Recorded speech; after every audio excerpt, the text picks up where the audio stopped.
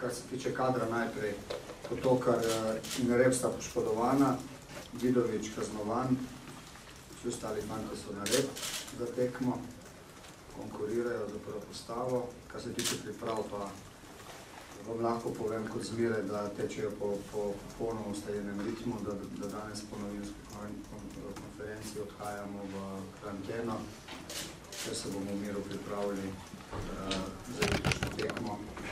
Zavedamo se jasno, da je pred nami vedno pomembna, zahtevna tekma, v kateri bomo morali biti odlični, ker enostavno želimo pozitiven rezultat. Z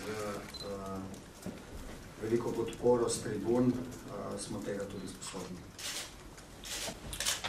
Jaz bi rekel, da res da Tottenham je favorit, ampak